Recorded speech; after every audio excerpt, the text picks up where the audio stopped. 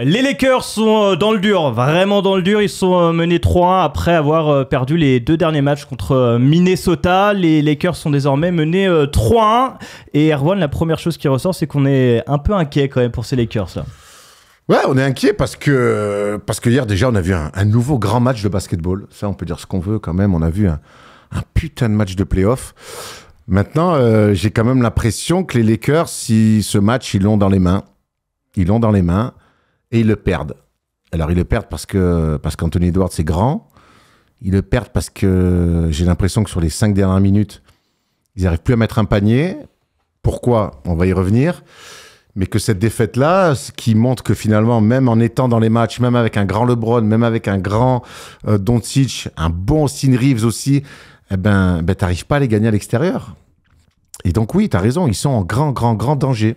Ils sont en grand danger, on peut enlever ça d'ailleurs, oui. Parce que ça tient un peu chaud, mais tu commençais à dire un truc, c'est qu'ils avaient le match en main, et c'est peut-être la première chose de cette série, et pourquoi actuellement la série tourne en faveur de Minnesota, c'est que Anthony Edwards gère les fins de match d'une main de maître. Moi, je suis impressionné par Anthony Edwards depuis le début de la série, par son playmaking. Je l'avais déjà dit après le match 1, après le match 2, je trouve que encore hier, il met 43 points, mais c'est même pas là où ils les font gagner. Je veux dire, dans les fins de match, dans les choix, oui.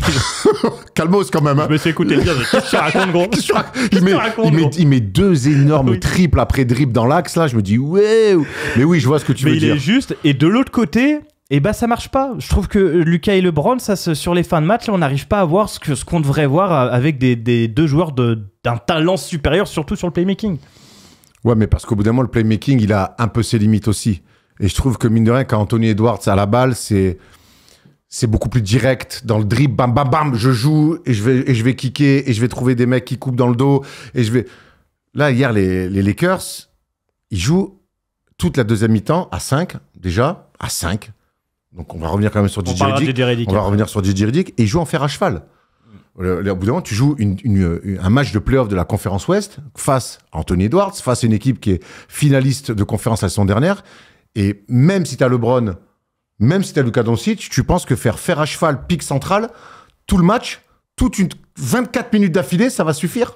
En fait, tu vois, je te disais, le premier mot, c'est j'ai oublié le premier mot. Je t'avais dit, le premier mot, c'est on est inquiet. En fait, non, moi, je suis déçu. Je suis déçu des Lakers parce que on sait qu'après les gros trades, c'est toujours compliqué de bien jouer. C'est toujours compliqué parce que tu as perdu des joueurs, tu dois ramener Luka Doncic, qui est un joueur à part, et qui en plus n'est pas un joueur, on en parlera après, qui a envie de changer son jeu pour les autres. Ce sera le même joueur, que ce soit à Dallas, que ce soit à Los Angeles ou à Paris Basket, que sais-je. Mais en tout cas, c'est hyper décevant parce que il y a pas d'équipe. Je trouve qu'elle est mal construite. Alors il y a toujours ce truc de Mark Williams devait venir, il est pas parti.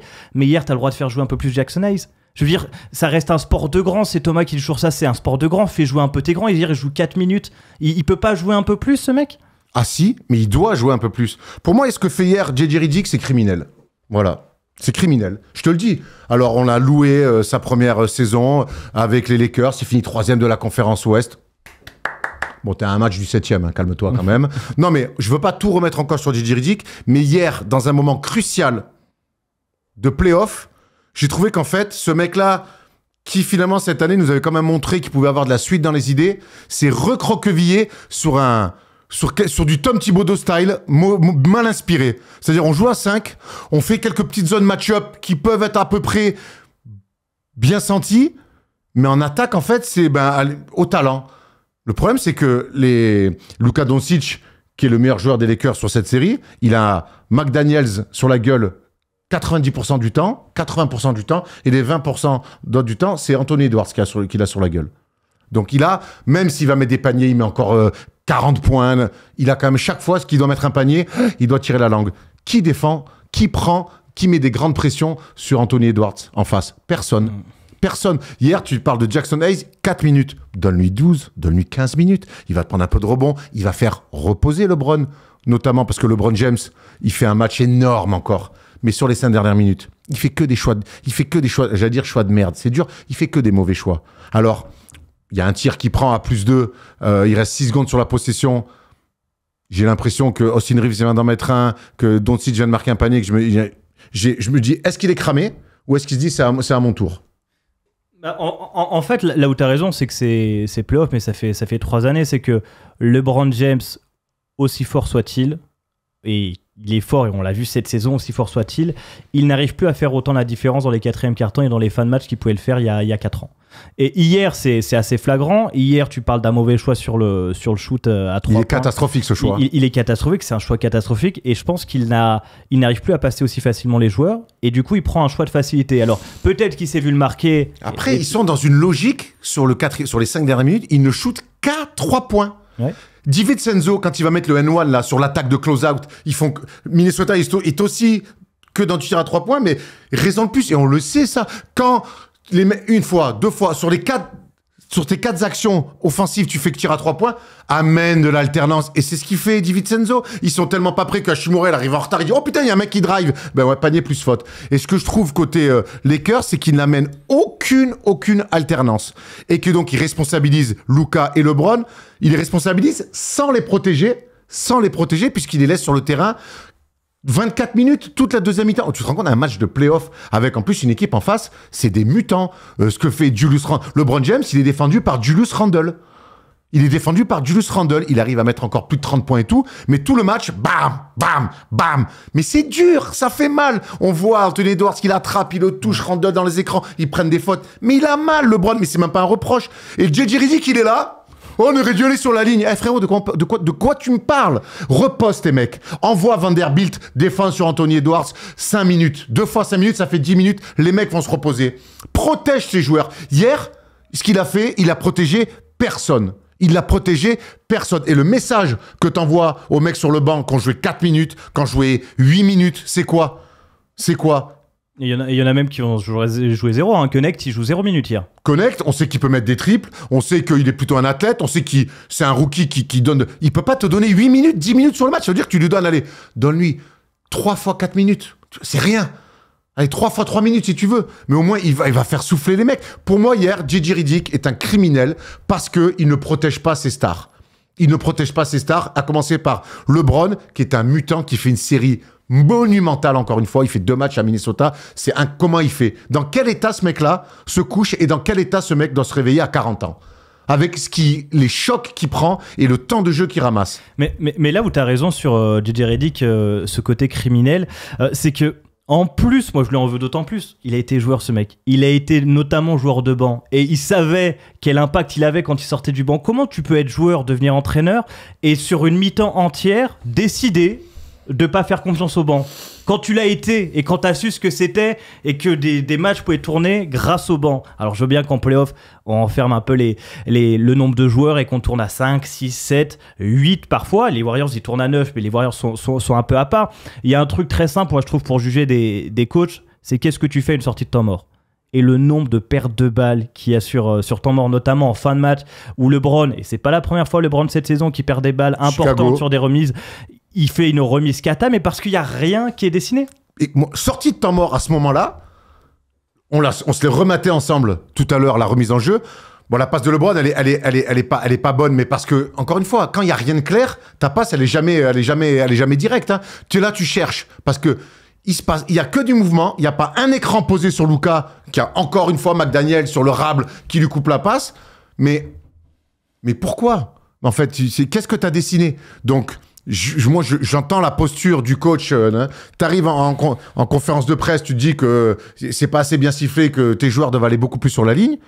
Moi, je vois surtout que sur des sorties temps mort, t'as pas d'idée, que t'es obligé de... En fait, il coach comme un coach de N3 qui joue le maintien. C'est-à-dire que je fais zone et je joue à 5. Et si je fais rentrer un mec, c'est que mon joueur titulaire, il a marché sur une mine.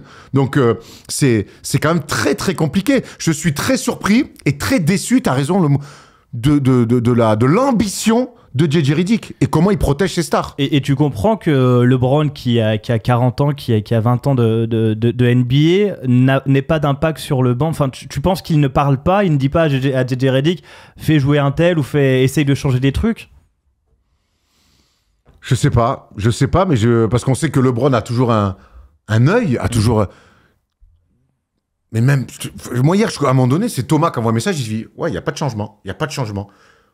Et c'est vrai que je me dis, ah ouais, mais en fait, ils vont pas réussir. Et quand tu arrives dans un Money Time où tout se resserre, on en a parlé dans d'autres vidéos et dans d'autres séries, mais évidemment que c'est dur. Et encore, hein, Austin Reeves, il arrive à mettre des filoches, encore d'espace. Il a même le tir. Ah ouais. Il a même le tir dans le corner. Il peut le gagner le match. Mais c'est trop compliqué, les pertes de balles. Tu dois à un moment donné protéger tes mecs. LeBron, il doit sortir 3-4 minutes avant de rentrer dans le money time. Honnêtement, Jackson Hayes, il est nul à chier. Mais c'est un grand, il court, il a envie d'être là. Donne-lui 12 minutes. Mais si c'est pas pour lui, c'est pour les autres. Ouais. Je comprends pas. Vanderbilt, tu peux pas à un moment donné, quand Anthony Edwards fait une chanson, qui est un défenseur, un défenseur, un bon défenseur, tu peux pas l'envoyer. Il y a au bout d'un moment, même si tu veux obtenir le minimum de tes mecs du banc parce que t'as pas confiance en eux, Jackson Hayes, il a 6 fautes à donner. Donne les 6. On s'arrête un peu sur Luka Doncic parce que tout à l'heure on disait que cette équipe des Lakers jouait en fer à cheval et abusait des 3 points. Moi, il y a un truc qui m'énervait quand j'ai regardé le match, c'est que parfois il fait les différences, il arrive à passer le joueur, il fait un step back, il va tenter le 3 points. J'en peux plus de Luka Doncic qui, en plus, face à lui, t'as Anthony Edwards, qui, c'est pas la même génération, mais c'est 2 jeunes talents. D'ailleurs, à l'époque, on avait fait un débat sur qui tu construirais ton équipe. Je te reposerai la question à la fin. Mais ce que fait Luka Doncic dans ce côté, je suis facile, je suis nonchalant, et ce truc où je vais jamais me mettre un peu dans le dur, comme hier on a vu Towns avec New York aller contre son naturel. Il n'est pas capable de faire ça, Luka? Il peut pas à un moment aller un peu au mastic, aller chercher des lancers? Moi, ma théorie sur Luka, pour l'avoir vu beaucoup en FIBA, pour le voir depuis qu'il est en NBA et même avant avec l'Euroleague, même si avec le Real il n'y avait pas du tout ces comportements-là. Pour moi, c'est quelqu'un qui veut gagner. J'en démords pas. Par contre, il met 38 points hier. Ouais, non, mais il est trop fort. Mais c'est toujours les difficultés avec Luka sur les lectures de ses matchs. C'est tu regardes la stat, tu fais, c'est un phénomène. Et c'est un phénomène. Le problème de Luka, c'est qu'il veut gagner à ses conditions. Il veut gagner comme lui, il veut. Et on l'a vu en finale l'année dernière. Face aux Bucks, face aux Celtics, il se fait cibler défensivement. Là, il y a des débats entiers sur lui pour dire que c'est la pire prestation défensive d'un match de finale. Mais il ne change pas. Il est trop fort offensivement. Il le dit. Il n'y a pas un mec qui peut m'arrêter en 1 contre 1. C'est vrai. Mais le basket, il y a d'autres choses. C'est pas battleground. On n'est pas en train de faire des 1 contre 1. Il y a d'autres choses à prendre en compte. Et hier, il prend beaucoup de choses sur ses épaules, comme souvent. Mais je trouve qu'il manque ce truc un peu... J'arrive même pas à définir ce que c'est, mais il manque ce truc pour dire... Moi, en fait, la NBA, le sport de haut niveau, est fait d'images. Moi, il manque une image de Luka. Il me manque une image où il crie, où il hurle, où il va chercher un N1. Il me manque cette année en playoff, pour l'instant, une image de Luka. Et hier, il met 38 points, mais ce qu'il fait en défense, franchement, on le répétera peut-être jusqu'à la fin. Doris Burke, elle est pas folle. Elle le dit, qui commente le match. Toutes les possessions... Les mecs qui sont face à Luka, ils le jouent. Est-ce qu'aujourd'hui, tu peux être aussi fort que Luka Doncic et être autant ciblé défensivement avec les ambitions qui vont être celles des Lakers sur les 10 prochaines années? Parce que Luka, il est venu pour rester aux Lakers jusqu'à la fin de sa carrière, je pense quasiment. Et que quand tu viens aux Lakers avec ce statut de superstar, c'est pour à un moment donné aller soulever des trophées. Il y a toujours... Il a changé d'équipe, mais en fait, les questions subsistent. Voilà, autour de Luka. Hier, il met 38. Il met 38 avec un des meilleurs défenseurs de la ligue, qui est plus vite que lui, qui est véloce, il prend des Anthony Edwards qui lui met des grosses pressions, il arrive à mettre 38 en sifflant. Mais ils arrivent à lui faire perdre des ballons, ils arrivent un peu à le faire déjouer. Et puis nous, tu le disais, on l'a vu jouer en FIBA, on l'a vu cramer. C'était au JO où il est cramé à la... Cramé en demi-finale à Tokyo, il est cramé. À l'Eurobasket, il est cramé aussi. À l'Eurobasket, voilà. Et ça, JJ Redick, il doit le savoir. Même lui, tu dois le faire sortir au moins 3 minutes sans parler de LeBron. Mais Lucas, si tu veux qu'il gère les fins de match, faut qu'il ait soufflé 3-4 minutes. On revient au fait que, pour moi, JJ Redick ne protège pas ses gars. Ne protège pas ses gars, il leur laisse... Et je pense même qu'il les laisse un petit peu en freelance, comme ça, offensive. Et que face à une défense bien organisée comme celle-là, sur la fin, tu souffres. Alors, encore une fois, si Austin Reeves, il met le tir, il met le tir, il est incroyable. Après, Luka, il remonte la balle, il se prend le pied sur McDaniels, faute ou pas faute, c'est pas sifflé, temps mort. Derrière sortie temps mort, tu perds la balle. C'est un tournant du match. S'il siffle faute sur Luka, peut-être qu'il le remporte les Lakers. On se dit, on a retrouvé les papas qui se sont occupés de tout. Il s'est compris le relais, LeBron, Doncic, héroïque. Ils ont joué toute la deuxième mi-temps. En fait, sur un coup de sifflet, peut-être qu'on a que ce qu'on raconte sur cette vidéo, c'est complètement l'inverse. C'est tout le problème, de toute façon, d'analyser. Juste après les matchs, on va accueillir Reda qui va nous parler un peu de cette série entre les Lakers et les Timberwolves. Est-ce que tu m'entends, Reda? Bienvenue. Allô, Reda, est-ce que tu nous entends en direct de la libre antenne? Pas de Reda. Pas de Reda. Bon, pas de Reda pour l'instant, vous nous faites signe en régie et pour l'instant, je garde mon casque. Mais ce qui est dur pour l'analyse avec Luka Doncic, c'est qu'il a réussi à amener une équipe en finale. Et c'était pas il y a longtemps, c'était l'année dernière. Ouais. Tu te souviens de la gueule de l'équipe l'année dernière? Alors, Luka est le boss du game. Il met des grands tirs pour la gagne. Il y a Kyrie à côté, dans un style vraiment de...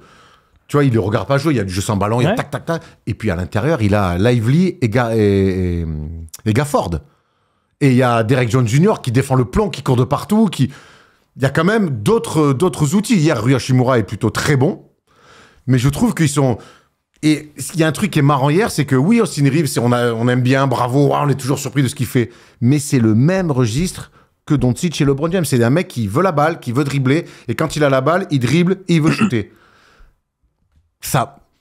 Donc tout ça devient prévisible, je trouve. Ça manque de différents profils un peu de joueurs. Moi, juste ce qui m'inquiète avant d'accueillir Reda qui est là, ce qui m'inquiète, c'est que en fait, les Lakers, s'ils veulent construire autour de Luka, il faudra peut-être faire la même équipe qu'il avait à Dallas, parce que c'est peut-être un mec qui marche qu'avec ces profils-là autour, sauf que tu as LeBron au moins pour 2 ans à côté de toi. Mais moi, je crois que moi, je reste persuadé que LeBron Doncic, c'est un duo incroyable. Hein. C'est pas les deux qui me posent question. C'est le coach, déjà, pour les choix qu'il fait, la manière dont il les fait jouer. Je pense qu'ils ont moyen de jouer un peu différemment. C'est ce qu'ils ont fait notamment sur le match 2 avec de la réaction. J'ai vu quand même un peu plus d'alternance. Là, moi, passer la ligne en marchant, prendre un pic central et vivre sur les lectures et le talent pour aller en finale de conf, aller en finale NBA, être champion NBA, ça me paraît très léger. Tu nous entends, Reda? Est-ce que t'es avec nous? Ah, ça Salut, va, Reda. C'est bon, vous m'entendez bien? Ouais. Quoi, tu t'es remis de ta défaite à la Hoops? Allez. Ouais, c'est ok. Parler de ça. T'as remplacé qui, Reda, à la Hoops? Ouais, parce que messieurs part prendre sa douche plutôt prévu. Ah, il avait fini. Hein. Ouais, j'avais même commencé. Fait le tour. J'avais jamais commencé d'ailleurs. Bon, bref, vas-y, allez. Reda, qu'est-ce que t'en penses, toi, de cette série et de cette dernière défaite des Lakers? Alors, je vous ai écouté là sur les 10 dernières minutes, j'ai noté plein de trucs. Alors, déjà, faut savoir que moi, je vais prêcher ma paroisse tout de suite et je t'ai entendu en parler un peu, Erwan. J'ai entendu beaucoup de gens mettre la faute sur LeBron, sur ses pertes de balles à la fin, sur la faute, sur la fin. Ça reste un gars de 40 piges. Au bout d'un moment, aussi surnaturel qu'il soit, ça reste un humain. Ça reste un humain qui fait et un joueur de basket qui fait des erreurs. Donc pour ça, et vu comment il est, je trouve, franchement, même en étant tout à fait objectif, je trouve qu'il est sensationnel sur le match. Mais même s'il pèse pas offensivement, parce que 0 point dans le 4e quart-temps, on l'a tous vu, ce qu'il propose et ce qu'il donne défensivement dans l'effort qu'il donne pour un gars de 40 ans et pour un gars qui a, entre guillemets, plus rien à prouver, c'est très honorable. Moi, Reda, là, je te stoppe et je te rejoins sur LeBron, il est fantastique. Mais au bout d'un moment, les gars, on est en playoff, là. On n'est pas en train de faire un farewell tour à LeBron James. On est en playoff. Il est mené 3-1 avec avantage du terrain. Donc, LeBron, les 40 ans, ça peut pas être, on peut pas les utiliser quand ça nous arrange. Oh là là, il a mis 40, il est trop fort, c'est un phénomène, il est encore dominant et c'est un top 10 de la ligue. Ah là, il met 0 points dans le 4e quart-temps. Non, mais il a 40 ans. Ça peut pas marcher. On est en playoff. En fait, il y a, comme dirait Mbappé, tu me parles pas d'âge. Au bout d'un moment, il faut gagner des matchs. Et encore, je te dis ça. Moi, je sais pas ce que tu as noté de ce qu'on a dit tout à l'heure. Moi, je pense qu'il n'est pas protégé par JJ Redick.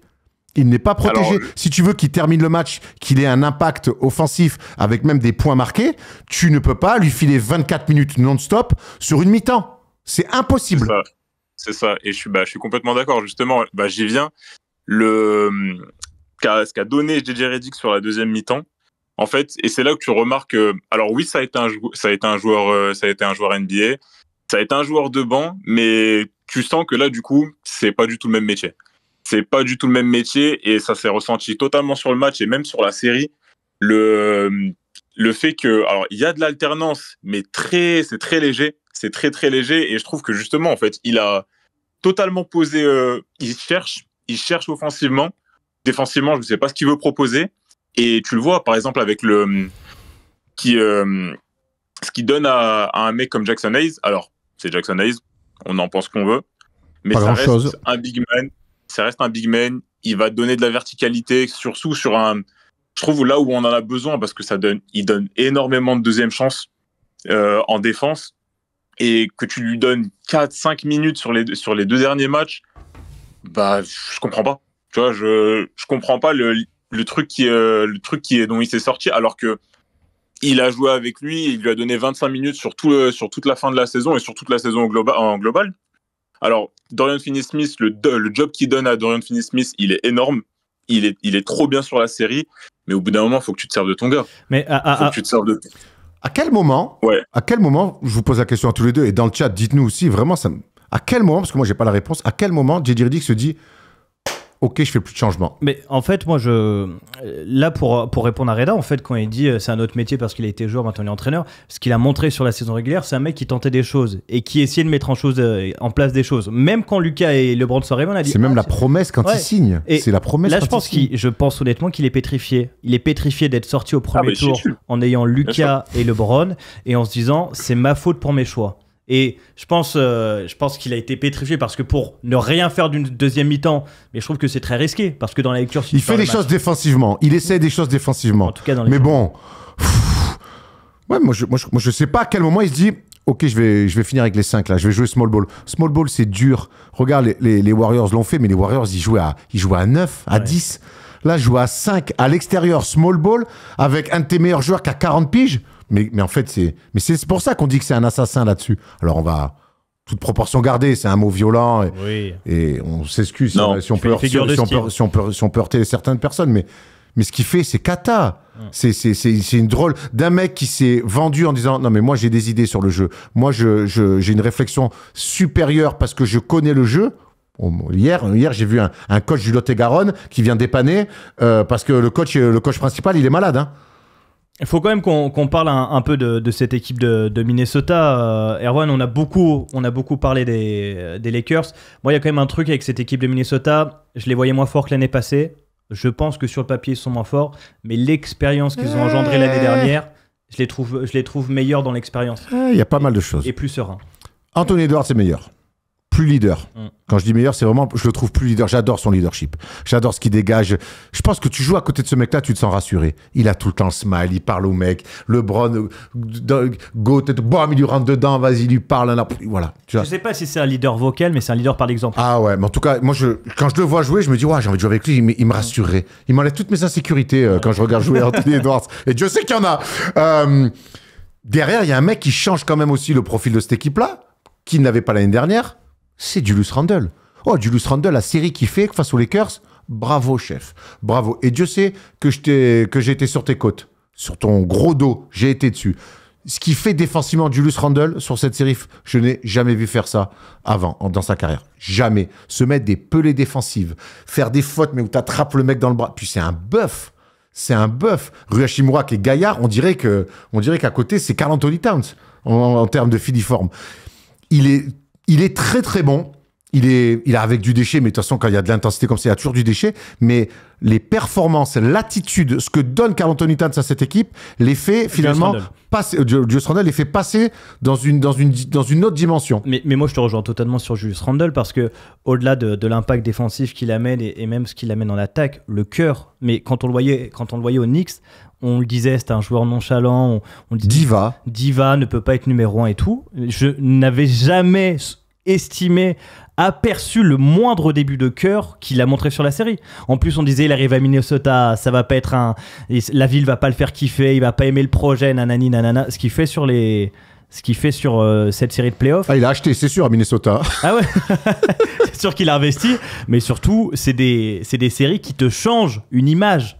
Moi, ça va me changer mon image sur Julius Randle. On va attendre de voir jusqu'où ils vont aller et quand ils vont sortir. Mais en tout cas, ce que fait Julius Randle, bravo, parce que depuis le début de cette émission, on parle beaucoup des mecs qui forcent pas leur naturel. Et quand tu le fais, on le reconnaît. Et tu l'as dit, on a souvent été derrière lui. Mais alors là, grand bravo. Après, ils vont sur des acquis qu'ils ont depuis l'année dernière. McDaniel, c'est exceptionnel. Ouais. Le rôle qu'il fait. Et pourtant, il prend des paniers dans la gueule. Hein. Mais tu vois, quand t'as un mec défend comme lui et que finalement, le premier mec sur qui il défend, il met 38, que tu dis quand même, wow, il a fait un sacré taf parce qu'il met des paniers, il leur fait mal quand même. Après, Nasrid, qui a fait une saison un petit peu so-so, très fort. Très, très fort, des gros tirs. Important fin de match. Va à la mine. Donc, et puis, ils arrivent à avoir cette profondeur. Alexander Walker, un petit peu plus dans le dur. Mais ils ont une vraie profondeur et à ce jeu-là, ils sont en train de gagner. Il y a juste Il y a juste notre Rudy national qui est dans le dur, qui est vraiment, vraiment, vraiment dans le dur. Parce que j'ai Ayman qui me parle en même temps et qui me dit qu'on aura un mec pour Rudy Gobert, ça tombe bien. Reda, avant qu'on te dise au revoir, tu veux dire un mot peut-être sur Rudy Gobert, toi? Alors, pas sur Rudy Gobert, franchement. Bon, bisous. Il y a Bonne tellement soirée, peu de choses à dire en fait sur sa série, je trouve. Beaucoup de choses à Mais dire. plus. Pardon? Ah, il y a beaucoup de choses à dire. Hein. Mais Oui, bon, on a un auditeur après. Allez, bouge-toi, Reda. Dis-nous sur Minnesota. Je parle comme ça parce qu'on le connaît. Hein, plus en globalité sur le roster de Minnesota. Alors, on l'a vu en dedans sur toute la saison. Les Naz Reid, mine de rien, Julius Randle, Jalen McDaniels, personnellement, on lui a beaucoup tombé dessus par rapport à la saison qu'il avait fait l'année dernière. Et là, en fait, on voit une équipe avec des mecs qui ont des certitudes et c'est le meilleur moment pour avoir ces certitudes-là par rapport à une équipe avec des mecs qu'on a surprotégés, je parle des Lakers, qu'on a surprotégés sur des packages dans les trades qui prouvent leur réel niveau aujourd'hui. Austin Reeves. Allez, Allez, merci sur ce petit tacle à la gorge. On aime bien les hot takes comme ça. On se revoit la prochaine fois à la libre antenne ou sur un parquet à la House Factory. On va accueillir. Promis, je resterai plus longtemps la prochaine fois, Reda. S'il te plaît. Dis bonjour la prochaine fois. Tu pourras t'envoyer des pelés. Je t'ai même pas dit, mais je t'ai même pas vu, pour être honnête. Ouais. T'es parti quand tu l'as vu. Allez, vas-y, enchaîne.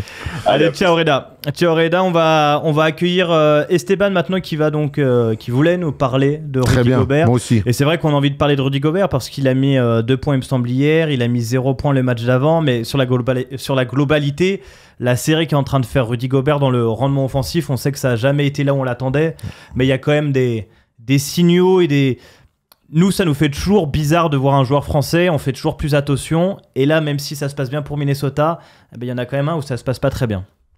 Non, c'est compliqué. Je pense que Rudy vit sa pire série de playoffs depuis qu'il est en NBA. Et Dieu sait qu'il en a joué des séries. C'est très, très dur pour lui. Je disais que le match-up small ball quasi total des Lakers n'est pas une match-up qui lui convient. Mais on sait que Rudy, quand on dit bon, on va pas attendre de lui... beaucoup de choses offensives, c'est au moins 8, 10 points, 12, 13, allez, 14 les bons soirs. Et provoquer des fautes. Et on sait qu'il a tourné à plus de 16 points, il me semble, sur certaines saisons. Là, il y a 3 points de moyenne. Il touche jamais la balle. Mais alors, et l'équipe tourne bien comme ça. Même lui, je trouve qu'il arrive même plus à la demander. Ou alors, quand il la demande, j'ai l'impression qu'il n'est pas toujours dans les bons espaces. Ça va vite. C'est un basket, on le dit, ça relance, c'est un basket de relance, ça va vite pour lui. Même au rebond, je trouve qu'il n'arrive pas à y mettre le cœur qu'il pourrait y mettre et faire mal encore plus à cette équipe-là, justement, parce qu'elle joue petit. Et là, je vais sortir un peu du cas de basket. Moi, j'ai l'impression qu'il kiffe pas du tout être sur le terrain dans ces matchs-là. Je vois pas un Rudy qui prend du plaisir. On va accueillir Esteban qui est là donc pour nous parler de Rudy Gobert. Tu nous entends, Esteban ? Ouais, je vous entends très bien. Vous m'entendez bien aussi? Ouais, Salut Esteban. Vous m'entendez? Ouais, on t'entend bien. Ah, génial, super. Effectivement, oui, je voulais aborder le thème de Rudy Gobert. Alors, j'ai pas entendu les derniers échanges que vous avez eus, parce qu'effectivement, vous avez commencé à en parler. J'ai pas tout entendu. Mais j'ai été très surpris, effectivement, parce que moi, sur sa fin de saison, quand il a commencé à enchaîner des performances statistiques au niveau des points qui m'ont étonné à le voir commencer à mettre beaucoup plus de points. Il avait mis 35.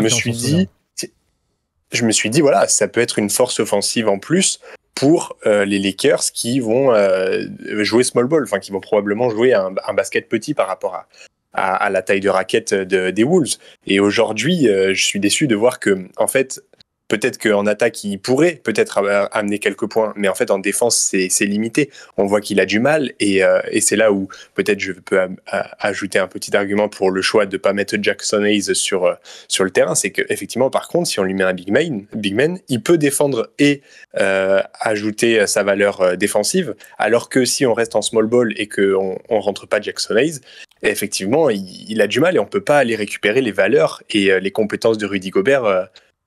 Ses compétences à lui, quoi. Mais Esteban, c'est pas parce que tu jouais petit, c'est chiant pour un grand de défendre. Mais ce que tu payes d'un côté du terrain au basket, tu peux aussi le faire payer de l'autre côté. Moi, je pense que Rudy, avec ses 2,18 quand même, mais après, il a jamais vraiment eu ça, mais par de par de l'agressivité sur le rebond. Tu vois, ne serait-ce qu'avec 3 rebonds off, remettre dedans, provoquer des fautes, il doit être au moins à 7, 8 points par match.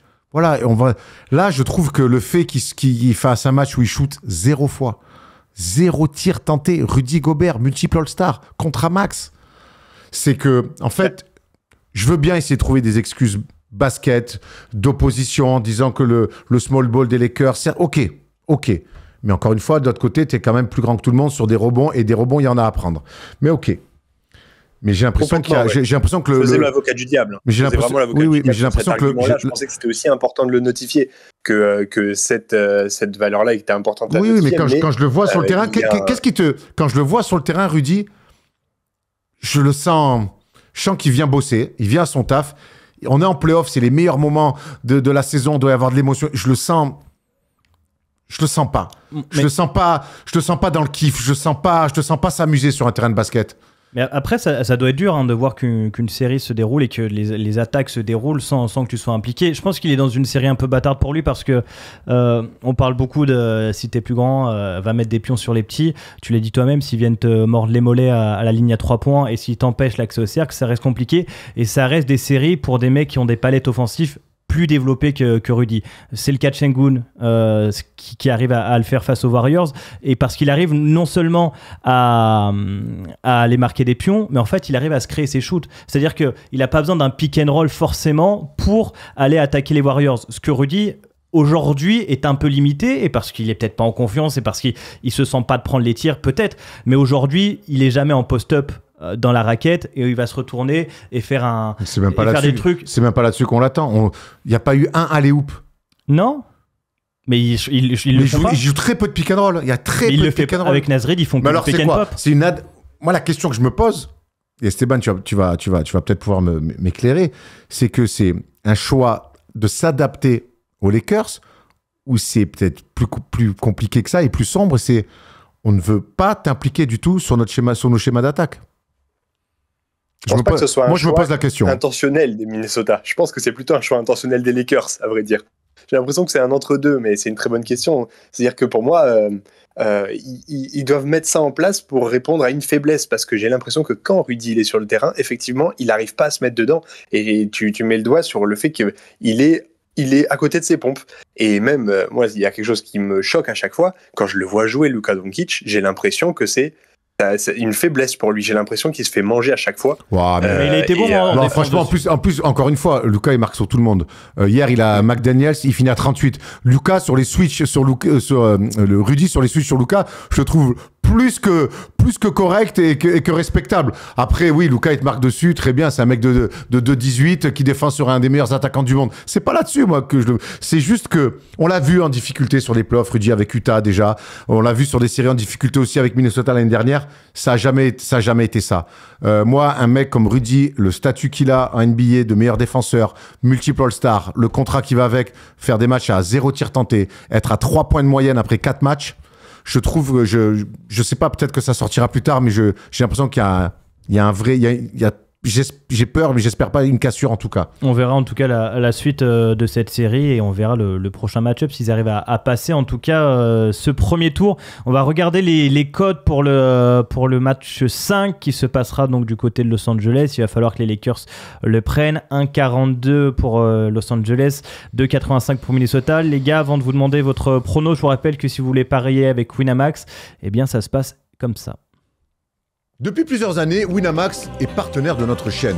Et avec eux, tu peux utiliser ton expertise pour gagner de l'oseille en pariant sur toutes les compétitions de basket. Sur les matchs, mais aussi, et ça on adore, parier sur les perfs des mecs. Tiens, je sens bien qu'un Serbe va faire un triple-double. Paris plutôt safe. Tu peux aussi miser sur qui sera le meilleur scoreur, le meilleur passeur, et même miser sur les duos. Bref, l'offre basket Winamax n'a jamais été aussi complète. Et en plus, lors de ton premier dépôt, tu es automatiquement remboursé à hauteur de 100 €. Et vu qu'on est sympa, on t'offre même un petit bonus de 10 € lors de ton premier dépôt avec un code FT10. Plus d'infos en description. On rappelle quand même, le plus important, c'est strictement interdit aux moins de 18 ans. On est là surtout pour s'amuser. Voilà. Écoutez cet homme sage. Voilà, cet homme sage, on parie que ce qu'on a, et on parie surtout avec prudence. Vous avez vu les cotes. Est-ce que vous voyez les Lakers aller chercher un match 6 ? Oui. À domicile, oui. Ils sont pas loin dans les matchs, hein, à chaque fois quand même. Faut pas tout oublier les scénarios des matchs. Et j'ose imaginer que JJ Redick va quand même aller puiser un petit peu dans son bain. T'es pessimiste là? Tu penses que c'est fini pour les Lakers? Moi, je vois Minnesota. Pourtant, j'ai mis les Lakers passer, mais je pense que... Je les ai mis champions. Donc. Je pense que Minnesota va... Ouais, toi, tu t'es enflammé. Mais je pense que Minnesota va passer. Esteban, un petit prono avant qu'on te laisse? Moi, j'avais noté 4-2 pour Minnesota, donc effectivement, je vois les Lakers gagner le prochain, mais seulement. Parfait, merci de nous avoir appelés en tout cas. Merci Esteban. Avec plaisir, à plus tard. À plus tard, ciao. Et puis voilà, on a fait le tour, on a fait le tour de ces Lakers, donc on verra s'ils arrivent à se réveiller, si JJ Redick arrive à recoacher un peu, et puis si, mine de rien, sur le papier, tu dois aller chercher un Game 7. J'espère qu'il y aura un Game 7 et ça pourra écrire une belle histoire. Et si c'est le cas, si c'est pas le cas, ce serait une belle histoire pour Minnesota. Exactement. Merci Erwan, et puis on se retrouve pour débriefer ce match sûrement d'ici jeudi.